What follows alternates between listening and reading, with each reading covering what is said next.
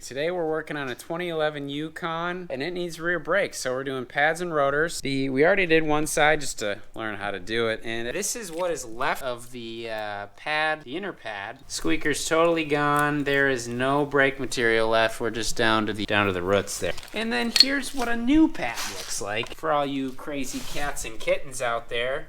That's how much you start with, and this is how much you end with if you're trying to really squeeze as much value out of that brake as you can. So, you get the car up, you get your wheel off. They are 22 millimeter lugs, and then you're gonna wanna bust out a 13 and an 18, and then you're gonna either need to rent a piston compression tool for the caliper, or we used a C-clamp, 4-inch C-clamp, which doesn't work on every vehicle, but it happened to, and it saved us a trip to the store. So, we'll bust off the old 13 real quick. You gotta hold the inner nut. One video from 1A Auto recommended that you replace this bolt. These bolts for the caliper slides, but I think they're just trying to sell you on a bolt. You should probably replace. So I don't remember what size this is. I think it's either a 19 or a 20, but we've got an adjustable wrench to hold that while you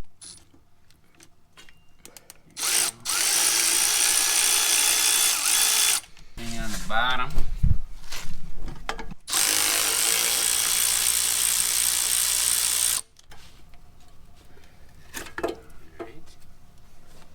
Just hang that right there. Bust off those old brake clipperinos out. Not much more life on them, but Take our guides out. Spray those out. Either a little steel wool or a wire wheel.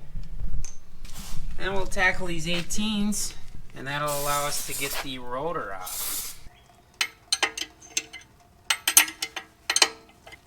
That would be tightening. Go like this.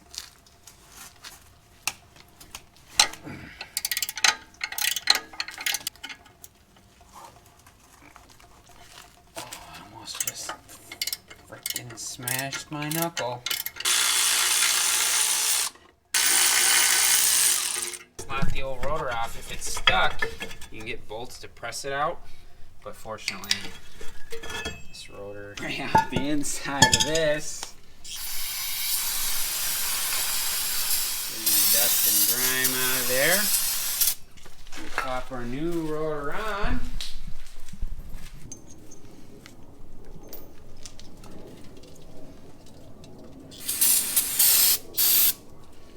Once you've cleaned off your fresh rotor of all of the anti-corrosion oils, we will put the caliper mount back on with those 18s, and that torque spec, I believe, is 122 foot-pounds for the caliper mounting bolts. In order to get this this one and this one, you're gonna want a shallower socket. My impacts, I just have deep sockets, and it did not clear, so I had to adapt this guy. So these are torqued 122. Now we'll grease those up, put our pins back in, and then we will put our new pad retaining clips on, grease up the edges of the pads, grease up the back of the pads and the caliper piston, and we'll torque the pin guide bolts to 28 foot-pounds. Send her on her merry way. Yeah.